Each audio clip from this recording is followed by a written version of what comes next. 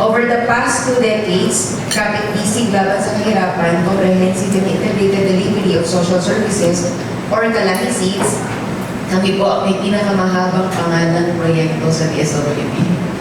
As one of the specialized programs of the Department of Social Welfare and Development, targeting poverty alleviation has positively impacted the lives of nearly 23 million individuals.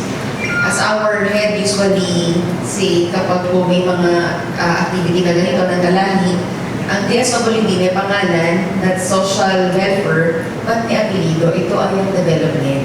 At sa aspeto ng development, doon po nag-contribute ang Kalahisids. Our legislative journey for the Community-Driven Development Bill began in September 2019. In Feb 2021, the House Committee on Poverty Alleviation had consolidated and approved the Community-Driven Development Bill, or CDB, forwarding it to the House Committee on Appropriations. In 2023, the House of Representatives made significant strides by consolidating 10 versions of the bill.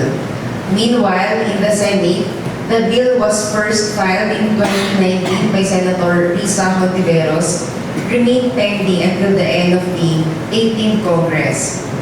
With no action taken by the Senate Committee on Social Justice. Now, for the 19th Congress, 3 versions of the CDD bill are poised for discussion in the first public hearing at the committee level, marking a crucial phase in the legislative process. And at the level of the House of Representatives, ito rin po yung Congress na may pinakamarami tayong co-authors ng CDD bill. At salamat po sa ating mga congressional representatives. Currently, we have made significant strides in institutionalizing CDB through local resolutions and ordinances. From 2018 to 2024, 372 municipalities across modalities integrated CDB elements into their governance framework, resulting in 475 resolutions and ordinances on CDB, or on institutionalizing CDB. This local support highlights the importance of CDB in local governance. Institutionalizing CDB will ensure efficient use of government funds, reduce corruption risk, and maintain transparency and accountability through community oversight. It will also fully utilize the technical assistance for recovery and rehabilitation of areas affected by disasters, or the TARA, as a mandate of the DSWD. As we move forward, institutionalizing the CDB bill remains crucial for sustaining and expanding community-driven initiatives. This legislation empowers communities to lead their development and enhances the resilience against future challenges. I urge us all to reflect on the progress we have made and the path ahead. With continued support, we can ensure that every community has the tools and support needed to thrive and build a more inclusive future. We call upon your support and advocacy in our continuous effort to pass the CDB bill. As Kalahisids concludes its current implementation phase, a critical focus of Phase 3 is the effort to sustain institutionalization.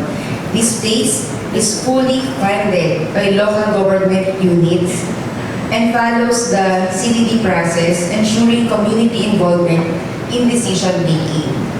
For Field Office 6, 3 municipalities, namely Navas in Aklan, Nueva Valencia in Guimaras, and San Dionisio in Iloilo, are actively engaged in the implementation of Phase 3. Sana po matagdagan pa eventually. Reflecting the commitment to empower local communities and enhance their resilience. Looking ahead, the program is set to transition to a successor project called Panahon ng Pagkilos. This new initiative aims to champion community-led climate risk mitigation, equipping communities with tools and knowledge needed to address the impacts of climate change. Hence, we will transition from increasing access to services to building resilience in our communities. By fostering local leadership and innovation, Panahon ng Pagkilos will build on the successes of Kalahisids and further strengthen community capacity capacity to respond to environmental challenges and vulnerabilities. Our call to action remains the same. We are taking proactive steps towards the sustainability of the program and supporting the goal in every possible way. We want CDD to be a way of life in our communities. Thank you for joining us in pursuing this endeavor of Kalahisis.